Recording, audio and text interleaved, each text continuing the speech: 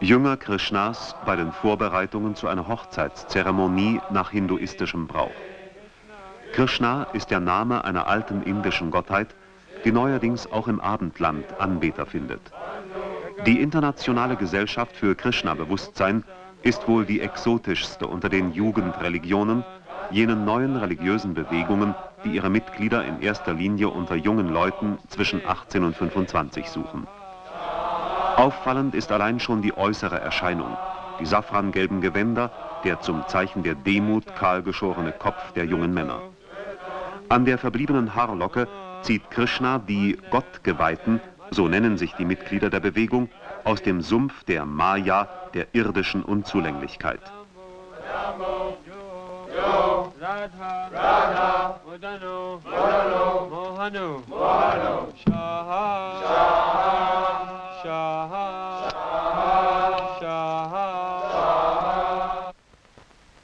Die Internationale Gesellschaft für Krishna-Bewusstsein wurde 1966 in den USA von Bhaktivedanta Swami Prabhupada gegründet. Grundlage der Lehre sind heilige Schriften des Hinduismus.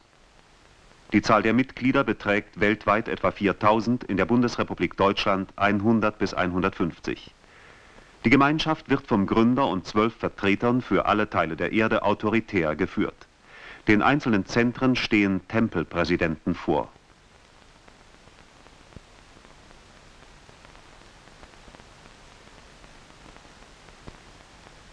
Die Internationale Gesellschaft für Krishna-Bewusstsein verhilft den Menschen zu verstehen, dass Krishna der höchste persönliche Gott, der Besitzer aller Dinge ist.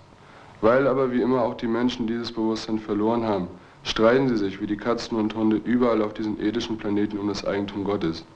Das nichtsektirische Chanten der heiligen Namen Gottes, Hare Krishna, Krishna Krishna, Hare Hare, Hare Rama, Rama Rama, Hare Hare, ist der Vorgang in dieser Zeit, um sein ursprünglich nun schlummerndes Gottes- oder Krishna-Bewusstsein wieder zum Leben zu erwecken.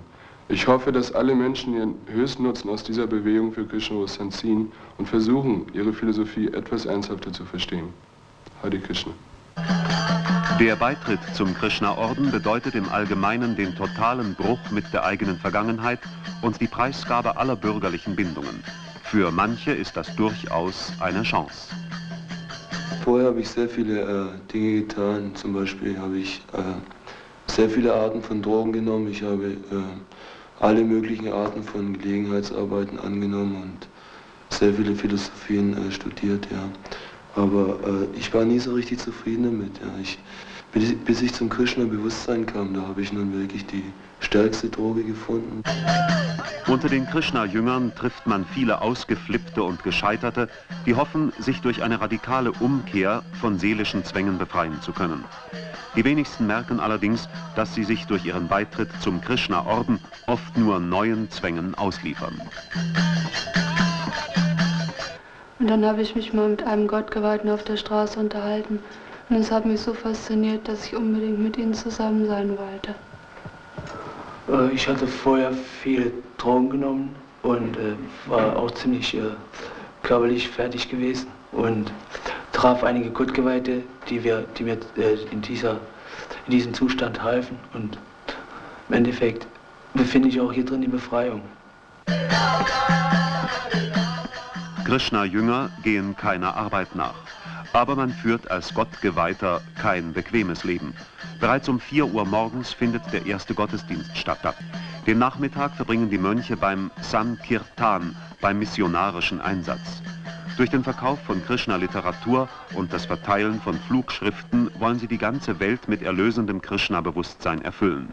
Wen interessiert das? In erster Linie sind junge Leute sehr interessiert an Krishna-Bewusstsein. Ja. Wie bestreiten Sie Ihren Lebensunterhalt? Wir sind damit beschäftigt, viele Bücher von unserem geistigen Lehrer jetzt ins Deutsche zu übersetzen und die zu verbreiten. Wir haben eine Schallplattenproduktion angefangen und wir sind damit beschäftigt, Räucherstäbchen herzustellen und diese zu verkaufen. Ihre Geschäftstüchtigkeit steht außer Frage. Ihre Methoden allerdings sind zweifelhaft. Das stellte auch die Staatsanwaltschaft in Frankfurt fest, die im Dezember 1974 eine polizeiliche Durchsuchung auf Schloss Rettershof, der im Taunus gelegenen deutschen Zentrale der Bewegung, anordnete. Sie leitete außerdem Ermittlungen unter anderem wegen des Verdachts auf fortgesetzten Bettelbetrug und Verstoß gegen das Sammelgesetz und die Gewerbeordnung ein. Die Jünger Krishnas erbetteln jeder monatlich vermutlich mehrere tausend Mark für hungernde Kinder in Indien, wie sie den Passanten sagen. In Wirklichkeit dürften diese Gelder jedoch größtenteils in die Ordenskasse fließen und den weltweiten Ausbau der Krishna-Bewegung sicherstellen.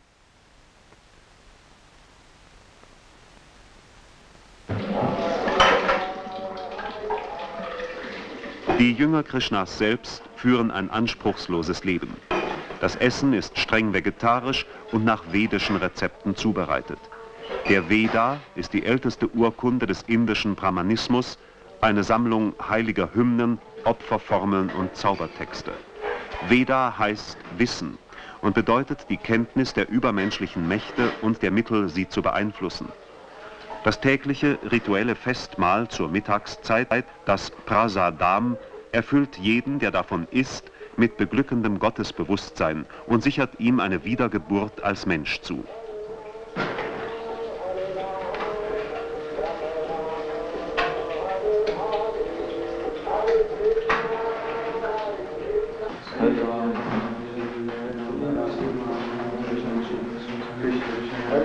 In den spartanisch eingerichteten Schlafräumen der Ashrams, der Tempel, sind die Bilder des Gottes Krishna, seines bedeutendsten Jüngers Chaitanya und des Gründers der Krishna-Bewegung aufgestellt.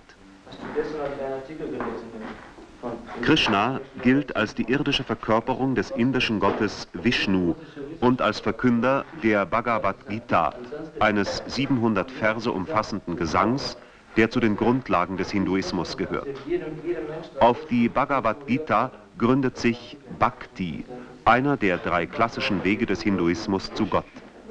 Bhakti ist der Pfad der liebenden Hingabe. Der Bengale Sri Chaitanya ist diesen Pfad vor 4,5 Jahrhunderten mit besonderer Inbrunst gefolgt. Auf ihn berufen sich die Jünger Krishnas. Geistiger Meister, Guru unserer Zeit, ist ihrer Ansicht nach ihr Führer Bhaktivedanta Swami Prabhupada. Er allein kann den rechten Weg zu Krishna weisen und genießt daher göttliche Verehrung. Hare Krishna, Hare Krishna, Krishna Krishna, Hare Hare, Hare Ram, Hare Ram, Ram Ram. Hare Krishna, Hare Krishna. Seine göttliche Gnade Bhaktivedanta Swami Prabhupada bei einem feierlichen Besuch auf Schloss Rettershof. Der über 80 Jahre alte ehemalige Konzerndirektor aus Kalkutta ist wie seine Jünger unablässig damit beschäftigt, den Mahamantra, den erlösenden Spruch heiligem Namen Gottes aufzusagen, pro Tag wenigstens 1728 Mal.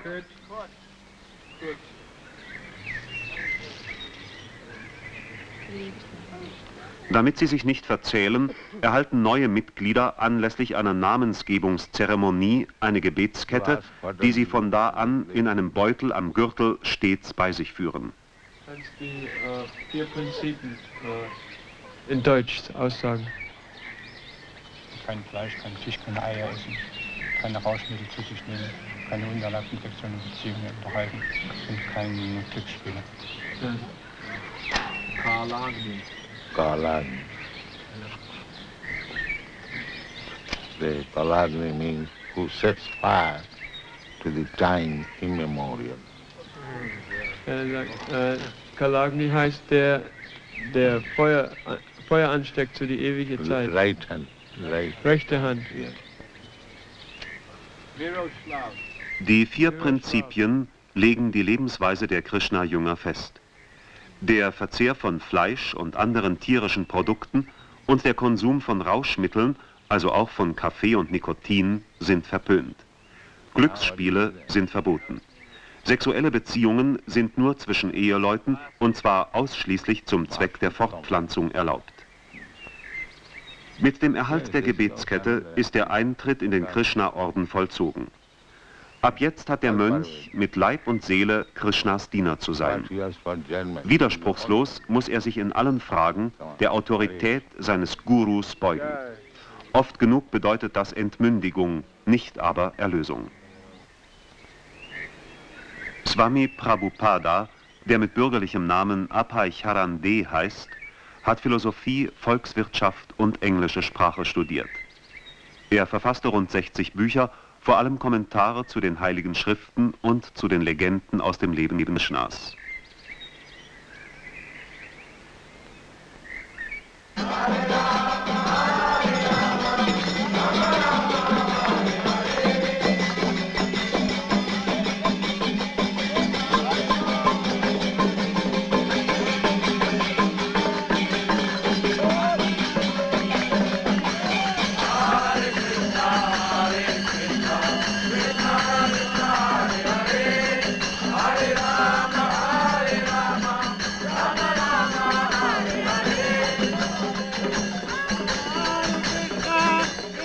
Leidenschaftliche Huldigungstänze zu Ehren Krishnas gehören zum großen Gesang der Befreiung, mit dem alle Welt die verloren gegangene Harmonie, die Einheit mit Gott wiederherstellen soll. Verschiedene Aktivitäten sollen die Erlangung dieses Ziels fördern. Seit einiger Zeit entwickelt die Krishna-Bewegung zum Beispiel rege schulische Initiativen. Internate, in denen Kinder aus der Bewegung im Geiste Krishnas erzogen werden, entstanden in Dallas, USA und bei Paris. In Indien errichtet die Gesellschaft eifrig Tempel und Pilgerzentren. In den USA und in England werden Musterfarmen betrieben, auf denen Krishna-gemäße Nahrungsmittel produziert werden. Angewandtes Krishna-Bewusstsein könnte man sagen. Welcher Sinn steckt dahinter? Swami Prabhupada erläutert seine Lehre so.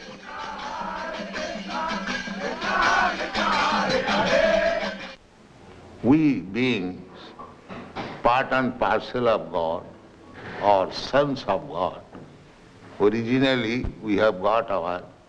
Wir Lebewesen sind ein Teil Gottes.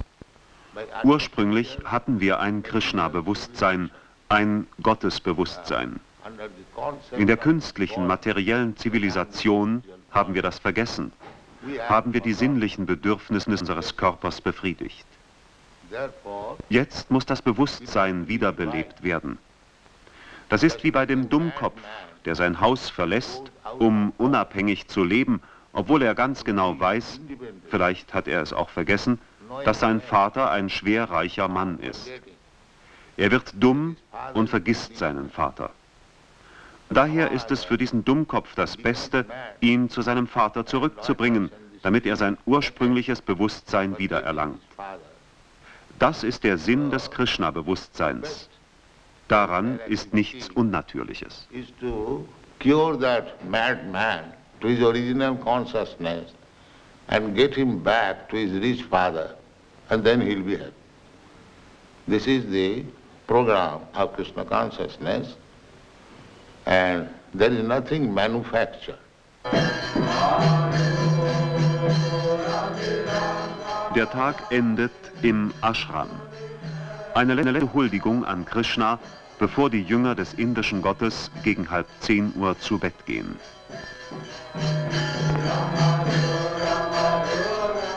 Im Vergleich zu anderen Jugendreligionen ist die Gemeinde der Krishna-Jünger nur klein. Dennoch stellt ihre Existenz, wie auch die aller anderen religiösen Gemeinschaften asiatischen Ursprungs, die hierzulande missionieren, ein bemerkenswertes und trotz aller notwendigen kritischen Anmerkungen ernstzunehmendes Phänomen dar.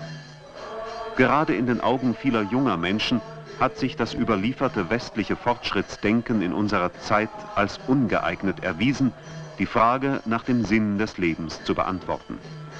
Der Osten bietet Alternativen. Ist das wachsende Interesse daran mehr als nur eine Mode?